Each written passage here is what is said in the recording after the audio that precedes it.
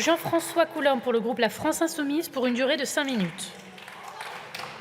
Monsieur le Président, Monsieur le Ministre, chers collègues, voici une proposition de loi qui étend le droit de visite parlementaire aux centres sociaux et médico-sociaux, droit de regard dont le RN lui-même n'a pas jugé utile de faire usage lors de la visite parlementaire à la prison de Fresnes, organisée fin 2022 par notre commission des lois. Mais ne doutons pas que le RN en fera bientôt copieusement usage dans les centres de rétention administrative pour migrants, afin d'identifier les meilleures façons d'organiser le retour en Afrique des réfugiés. La loi du 15 juin 2000 autorise les députés et sénateurs à visiter les lieux de rétention.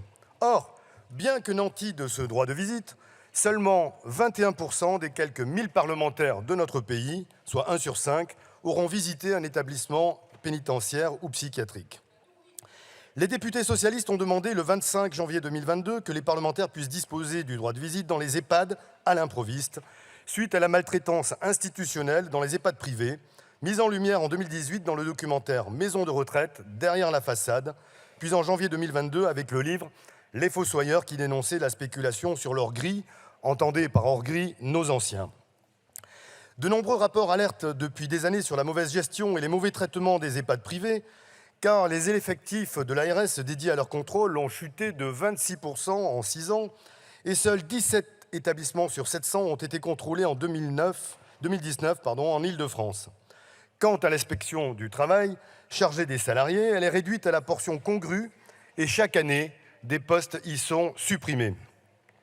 Le PLFSS 2023 a acté que les EHPAD ne seront dotés que de seulement 3 000 aides-soignants et infirmiers supplémentaires sur l'année, loin des 20 000 recrutements demandés en urgence par les directeurs d'EHPAD et par la NUPES. Il n'y a toujours pas de loi grand âge pour adapter la société au vieillissement. Quant à l'ASE, aide sociale à l'enfance, la situation est très critique puisqu'on y constate de graves dysfonctionnements structurels, agressions sexuelles, violences, travailleurs sociaux en sous-effectif. L'encadrement et les professionnels de nos structures sociales et médico-sociales témoignent partout de situations de sous-effectifs et de sous-qualifications récurrentes et pérennes. Cette proposition de loi inclut les centres de soins, d'accompagnement et de prévention en addictologie, les foyers de jeunes travailleurs, les établissements de dépistage, les centres d'accueil pour demandeurs d'asile, les services de protection des majeurs dans le cadre de la sauvegarde de justice ou au titre de la curatelle et de la tutelle. Or, un tel droit de visite des parlementaires, étendu à ces lieux, ne changerait rien. Les députés ne pourraient que constater ce que l'on sait déjà de la situation dans ces EHPAD, ou à l'ASE, ou dans le secteur du handicap, pour lesquels tout a déjà été dit, notamment dans le rapport Fiat-Ibora. Les secteurs social et médico-social sont désormais peu attractifs, voire répulsifs, et le turnover y est massif. Le nombre de candidats au concours d'aide-soignants a baissé de 25% en 5 ans, les rémunérations du secteur sont durablement indignes, les formations restent cloisonnées et l'exercice de ces métiers si mal rémunérés est dissuasif dans ces conditions. À ce jour, 64 000 postes de travailleurs sociaux généraux sont vacants. Et les larrons qui fantasment sur un allongement de l'âge de départ à la retraite n'y changeront rien, puisqu'à 65 ans, les soignants dans les EHPAD finiront par être plus âgés que les résidents dont ils s'occupent. Il faut prendre des mesures concrètes et structurelles pour améliorer cette situation. Ces solutions existent, et à l'exact opposé de ceux qui, bien qu'ayant le pouvoir, n'ont rien pu prévoir, nous vous en proposons les principales et les plus urgentes.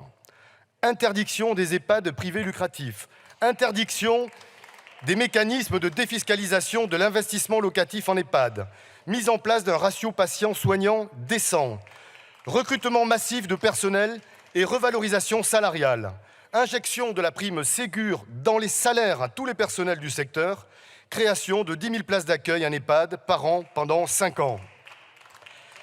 De la même manière, pour les centres sociaux et médico-sociaux, en lieu et place d'un droit de visite réglementé qui ne changerait ni la condition des professionnels ni celle des résidents, nous proposons de revaloriser les salaires des professionnels, d'embaucher massivement le personnel nécessaire à leur bon fonctionnement et de recentraliser ces structures au niveau de l'État. Enfin, nous le rappelons, cette proposition de loi du RN étendant le droit de visite des parlementaires est une totale hypocrisie quand on comprend que le Rassemblement national a proposé ce matin même des mesures d'exemption de cotisations sociales qui accentue le dépouillement des moyens de la santé et de la vieillesse dans notre pays. Assez de tartufferie.